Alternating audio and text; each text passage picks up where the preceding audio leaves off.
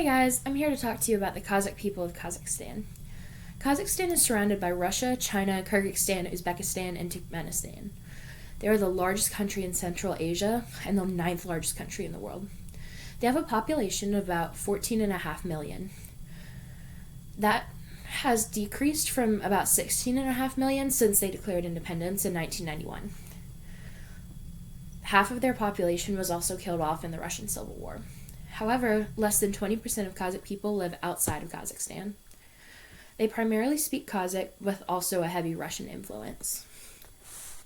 They're primarily Muslim with about 70% practicing Islam, mostly Sunni.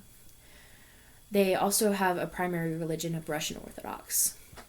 However, both of these are combined with folk religion based in the beliefs of spirits, animism, ancestor worship, as well as the use of shamans, which are priests who deal in magic. They are about 0.1 to 2% evangelical Christian, so at most 280,000 in a group of 14.5 million. They do have access to the Bible in Kazakh, as well as informational videos. However, the Kazakhstan government is very restrictive over religious informational videos, texts, everything in general when it's not Russian Orthodox or Islam. So there is some religious tolerance, but not much. They also were under control of the USSR from 1936 until 1991.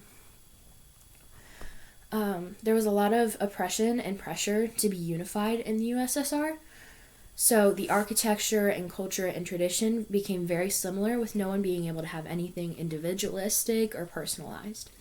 Stalin, in fact, used Kazakhstan as a place for his gulags or war prisons. The Russian people viewed Kazakhstan as barren, which actually wasn't true. It was very fertile. And although traditionally nomadic, the Kazakh people were forced to modernize and urbanize under Russian rule. Since they have come out of Soviet rule, there is a lot of tension left over when it comes to Russia. However, their traditions and life now, they used to live in yurts. They were like igloo-shaped, but think Native American teepees. They were made of felt and easy to move. Put up, put down, everything. Because they were nomadic, they needed dwellings that could be picked up and moved as quickly as they could. Because of this, they also had a very dairy and meat-based diet, because they weren't in one place long enough to sit down and plant and wait for the harvest. Because of this, they didn't know that their land is actually very fertile. In fact, the USSR knew this going in, because they ended up pushing Kazakh people out and closer to the borders in order to get the most fertile land. Unfortunately, their nomadic lifestyle was ended under Russian rule, and although they are trying to return to their cultural roots, it's just not working. They can't go completely back to what they were. The yurts aren't even used anymore, because under the USSR, they ended up having to change into like small houses with like 1 or 2 bedrooms, and every single house had to look exactly the same. So under Soviet rule, everything had to look exactly the same. There was no personalization, there was no warmth, no home. It was just everything was exactly the same. So when they were under Soviet rule, they had to abide by those rules. So unfortunately, a lot of their tradition was swept away by the USSR's need for unification. However, now, the Kazakh people are very nationalistic and patriotic. They're very proud of who they are in their country. They're proud of who they came from. However, they've also leaned more towards democracy, with the American government actually helping them write their constitution. Some of their symbols, they're really proud of their mountains, but especially proud of the horses.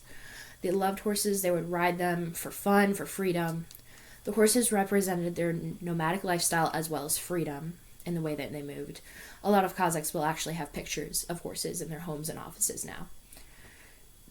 However, with all this to say, the Kazakh people are still highly unreached, rating almost completely in the red